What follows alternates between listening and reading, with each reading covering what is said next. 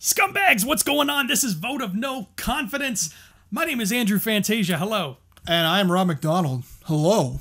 And we are back in the Senate. The Senate can't get rid of us. I know, yeah. We're just the hobos hanging out in the back. As soon as they exit the room, we're going in there. Right away, we're fighting. We're just in the empty Senate hall, screaming at each other across an empty chasm. And just, yeah. And then you guys are there. You guys are coming back, hopefully choosing sides, because we have another side for you guys to take. And Doggy, this is a big one. This is pretty big. This has been one that's been talked about for at least 10 years, ever since Revenge of the Sith finished. And this question is, of course, what is better, the original trilogy or the prequel trilogy? As always, a coin was flipped. We were given a side to argue, and today I will be arguing on the side of the prequels. Good luck, sir. And I'm arguing, of course, for the original trilogy. Now, I'm so curious as to what your notes are, because how do you defend something that, in essence, doesn't even really need to be defended?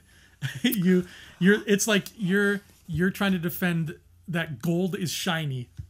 Yes, yes, I am. I think the only possible way in which to defend that the original trilogy is better than the prequel trilogy is a lot of ways a lot of fanboys too, and that's just raining blows on the prequel trilogy and saying that they aren't good at all. I think that's what's going to end up happening here. Yes, but so if I'm going to start off here, I will say one thing. Obviously, there are plenty of reasons that most people just say in the comments as to why it's better. It's like, all the dialogue sucks. Some of the visual effects look crappy. The fact that they're on green screens aren't good. One of the things I'm going to mention right here now as to why I believe that the original trilogy is also superior to the prequel trilogy is that in a lot of ways, the thing that's so great about the original trilogy is that they are truly the hero's journey. And of course, there is a journey in the prequels, but the thing is, the original trilogy is every one of those movies. There's the big three in those movies: Luke, Han, Leia, and of course in the prequel trilogy, it's Anakin, Obi-Wan, and Padme. Right?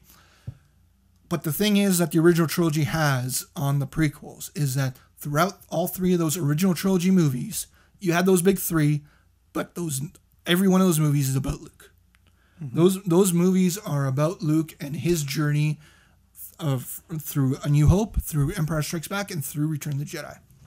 The thing that really hurts, I think, as a storytelling, as a narrative for the prequels, is the fact that those movies don't really have a main protagonist, a main character that you're following them throughout. They have them in each of their individual movies, more or less. But, like, who's the main character in Phantom Menace? Who would you say? You are? Okay. And Watto. And Watto, yeah, of course. Yeah, I love Watto too. But the biggest problem, I think, with that movie is that there is no real, like, in a way, Qui-Gon's kind of the main protagonist in Phantom Menace. In Attack of the Clones, I guess it's Anakin, but Obi-Wan's literally doing his own thing at the same time, and they kind of get equal weight. I would say it's more Anakin in that one, but then who's the main character in Revenge of the Sith? It's so all over the place from a narrative perspective in terms of these characters, in terms of, whose story are you following? Ultimately, beforehand, you're like, of course, we're following the story of Anakin from first being trained to become a Jedi, then ultimately turning to the dark side, becoming Darth Vader, right? That's what everybody, when they heard that the prequel trilogy is coming, it's like, oh my God, we're going to see Anakin go bad. We're going to see the Jedi Order get destroyed, get extinguished whatsoever, completely. But the thing that really hurt it from a narrative thing is I think that it did not have a proper focus as to that story. Whether they took its chance and just said, hey, this movie is going to be about Obi-Wan. These entire trilogy is going to be about Obi-Wan and his perspective as to what happened. That could have been a good stance to take. The whole stance will be just told from Anakin's story and just forget about, maybe even just cut out him as being a young kid and just focusing from right away from him starting to become a Jedi in Phantom Menace. That could have been better because it would have been more focused storytelling. The problem with it is that it wasn't that focused, in my opinion. Okay. I'm just going to drop some things right now on top of you, okay? Right, They're not too heavy, I hope. Oh, they're heavy, but in a good way. Yeah. Here's what I'm dropping. Okay. Duel of the Fates. Yes. The Pod Race. Okay, yeah. Ewan McGregor. The Coruscant Car Chase. The Colosseum Battle. Yoda pulling out a lightsaber. And doing the flips. Okay. Okay. The Clone Wars cartoon. General effing Grievous. Mustafar. And the Emperor going unleashed on everybody's ass. These are all things the prequels gave us that are so quintessentially Star Wars now that I wouldn't have it any other way. Back in 1998/early 99, before the movie came out, the anticipation was through the roof. People were salivating for episode 1. People were like, oh my God, there's going to be 3 more of these movies. We can't wait to see these. And why were they excited? Because they knew about, the story. They knew it was going to be about Anakin turning the dark side, but they didn't really know anything about the plot. So it's not like they were like, I can't wait to see this happen. I can't wait to see Grievous roll around on his bike, because we didn't know any of that stuff back then. So what we and Obi-Wan ride on a weird lizard. On a thing that goes... So what we were excited about was just the concept of more. We were getting more Star Wars. We're getting more creatures, more weapons, more vehicles, more toys, more planets, more heroes, more villains, more, everything more. And we got it. We got it in spades. Those movies are so dense. They're packed with so much more than even the originals are. We got what we asked for 100-fold. I have those DK books, those visual dictionary books. Yep. And I have the one that's sort of the amalgamation. It came out back in like 2006, where it was all 6 movies just in one giant book, which that's really great. cool. Yeah, it was. Yeah. I almost want to just wait, but I can't wait. Like I want to wait till like episode 9 comes out and then get another one, but I can't wait for that. And then I them, yeah. Yeah. But this book has all 6 of the movies in it, and it's a testament to how dense the prequels were with stuff, with more, that episodes 1, 2, and 3 make up the first 3/4 of this book, and the final quarter of the book is 4, 5, and 6. Mm-hmm. That's how much stuff there was to talk about, to look at, to give names to, and give backstories to in these prequels. It's more. We got more, baby. And guess what? We're getting more again. That's Star Wars. We're getting more. And you're right. There's a beautiful thing about it, right? That regardless as to what people can think about the prequels, if you're watching this right now and you hate the prequels, you have to love elements of them. I mean, you didn't even mention it, but I will just mention it. Darth Maul is, of course, another big thing that was in the prequels. I freaking love Darth Maul. Mm-hmm. Like, if we had more Darth Maul, if he was actually in all those first 3 movies, I might like him just as much as Darth Vader. Like that might be something that could exist for a lot of fans, where it's like Darth Maul is one of the best villains across this entire thing. But the thing is that what you just said about getting more vehicles, more weapons, more Jedi, more characters in general, that adds on to the unfocused part of what I said, right? Like, it's more merchandising. It's more really cool things, but stuff that doesn't really necessarily add up to the best movies, the best cinematic experience, right? Like, I'm going to start talking about it now. Some of the things, of course, that are very poor about the prequels is some of the acting, some of the writing, some of the stuff that you can just plainly see that pear that just flew towards Padme is the CGI thing that she's poking with a fork, right, and eating it. Senator. Yeah, the beautiful thing about the original trilogy is that yes, they've remastered them, but they look almost as beautiful still now as they did before. You know, there are a lot of things about the prequel trilogy that just doesn't hold up, right? A lot of like cinematic, like visual effects, the fact that, you know, the beauty about the fact that they went back to more animatronics and more things that are actually there in Force Awakens is that stuff is going to look just as good in 20 years because it's not this dated CGI effect that in 20 years we're going to be able to do so much better than we did today, right? You know, obviously there's several like actual visual effects in Force Awakens that aren't going to look that great in 20 years. But the fact is that they went back to that aesthetic. They went back to that style that the original trilogy had that people continue to say completely lives up to what used to be, right, with those movies. Mm-hmm. Of course, there are several things, right? You know, the thing about those movies is that the original trilogy is that they still have a semi-limited budget, right? Like, you know, they can't go completely crazy with some of the creatures that they made because some of them, I guess, don't look that good too. Because as much as I'm saying these animatronic things look good later, it's also like, hey, that thing maybe look a little too robotic or something like that, right? Mm-hmm. For an actual real thing. But it's just a part of it. Like you were mentioning all those cool moments. Some of those moments are really cool in the prequel trilogy.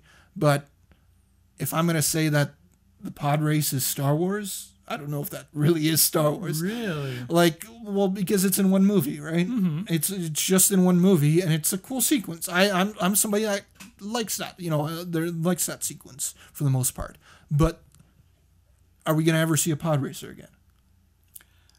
Probably not, at least not a functioning one. We might see like a junked one somewhere. Right.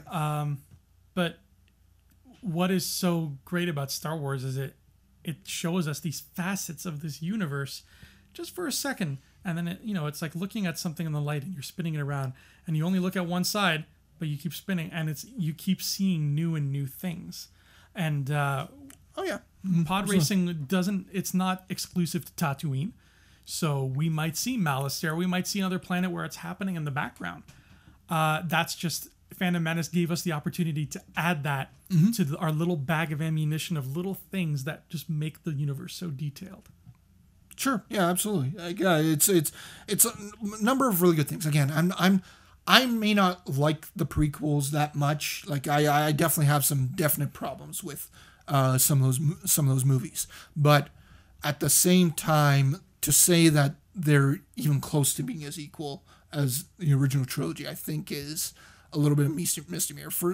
Without a doubt, like, they incorporate a lot of really cool things. The fact that, if I was younger, I probably would really love those prequels, right? They would be the ones I possibly in a lot of ways have grown up with, right? Mm-hmm. Like people that are let's say 25 or something like that or younger now, probably grew up with those prequels, loved the characters, and got a real fun time from them. I forget, but the thing how old are you?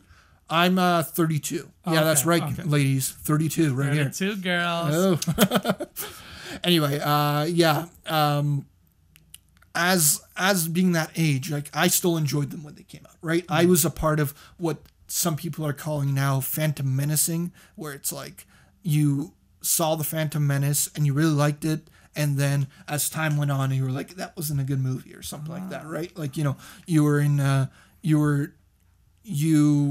thought you saw a good movie, but that because of how much you were anticipating that movie, you automatically thought that it was good. But then you drank the Kool-Aid, so to speak. Yeah. You drank the Kool-Aid at the beginning, and then time told you what that movie actually was. And in a lot of cases, it wasn't even by the end of 1999 that they realized that Phantom Menace was probably not as good of a movie as it should have been. Well, I remember when I first saw the originals, I was 7. I was born in 1987. I'm 29 right now. Mm-hmm. So I was stuck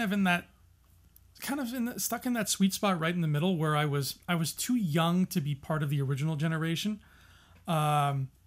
But I'm not a millennial, so it's like the prequels aren't the only thing. They're not the first thing I was introduced to.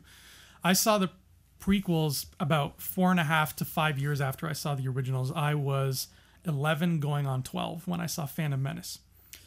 And I distinctly remember, you know, in those 4.5 years of me being a Star Wars fan before the prequels existed, I was devouring all the books, toys, anything I could get my hands on I wanted, coloring books, whatever.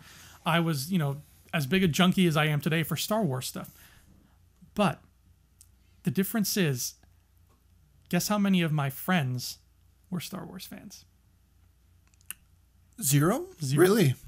Nobody I knew my age or in the, you know, grade or two above or below me, nobody even talked about Star Wars. I'm sure if you showed them a picture of like Darth Vader, they'd be like, "Oh yeah, that's the Darth Vader guy, right?" Was this before the special editions came out or after? This was during. During, okay. Yeah. So there was that. Star Wars was a thing in the popular culture, but it was essentially, you know, until they started being like, guys, there's prequels coming out, it was essentially kind of dead in the water. Like, it had its time and it moved on. Then the prequels came out. Phantom Menace came out. And all of a sudden, guess what we were playing every recess in grade 6? We were playing Jedis. Nobody wanted to play. Yeah, nobody wanted to play Jedis with me at recess beforehand. Everybody was into like Power Rangers and whatever the hell else kids watched back then. So that was something I noticed very quickly, where all of a sudden people were coming to me, be like, "Hey, you really like Star Wars, right? Like, what are those other movies like?" And I'm like, "Oh man, they're awesome. You have to see them. There's a Wookiee in them, and there's a guy there's a guy who's an emperor, and he's got a hood and he shoots lightning and stuff." And it suddenly became this thing where like you could feel the magic encompassing kids everywhere. You could feel it spread just like an ocean. Like, people were like, "Wow, Star Wars!" Like, the magic was back. The prequels brought it back. They took what was once amazing, but now fell by the wayside and quietly faded into the night on its own terms. Mm-hmm. And they're like, "Hey, remember this? Here's more of this." And all of a sudden, everybody was back on board. Kids who had no idea who or what a Chewbacca was, all of a sudden they were like, "You know who the greatest character is? The greatest character is Darth Maul, because Darth Maul has horns and tattoos. And one time I dressed up as Darth Maul, my brother dressed up as Obi-Wan, and we fought. And in the movie, Obi-Wan wins. But when I fought my brother, I beat him because I'm bigger and he's not good with a lightsaber." Is this somebody you knew? No, okay. But I'm sure it was the case at some point. I remember I spent like a straight month at recess orchestrating this epic story where I was Qui-Gon, and two of my friends were my Padawans, and I was teaching them the ways of the Force and stuff. And we created this story on the schoolyard that lasted like a whole month. There was like betrayal. One of my friends was like, "I'm gonna betray you," and like he turned to the dark side, and then like we wouldn't hang out with him for like 5 days, and like whenever we saw him we would fight. We'd be like, "This is like a big long cereal." Yeah, it was literally a cereal. And it brought so much, like, I can't remember recess being so joyful up until that point. It made recess epic. So the prequels came into the world the same way the originals did, only now we have, you have the old fans, and it's like, here's these new ones, make room, because now we're all going to share this love together. Oh. The prequels did that, and I think that no other movie series has had that luxury. I mean, I'm sure there's not to that extent. Not to that extent, no. Yeah. I mean, I'm sure there's people out there who love Riverdale. Well, there are big Archie fans. I love Riverdale. I'm sure there's people out there like me who are big fans of Weekend at Bernie's. I love Weekend at Bernie's. If they did a remake of Weekend at Bernie's, the remake's probably not going to be well received. Nobody's going to care.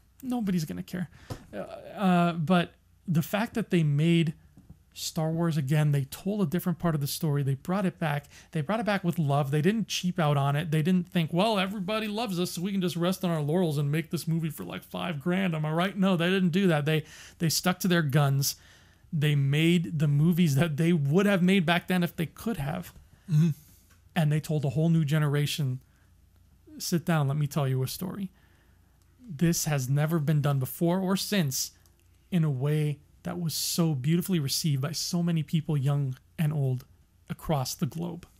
Well, I would say that if we were talking about that as a way that being introduced, I think Star Wars is the original. The prequel trilogy did that, but Star Wars is also doing that now. Again, Force Awakens is bringing on a whole new group of Star Wars fans, young and older. Because I have my one friend Jason Morsey, if you're watching, I'm calling you out. Yeah, he was not a big Star Wars fan. Like I showed him the original trilogy and the prequels. He hates the prequels, but whatever. But regardless, he was not a big Star Wars fan. He liked the original trilogy, but he wasn't a big fan. And then he saw Force Awakens.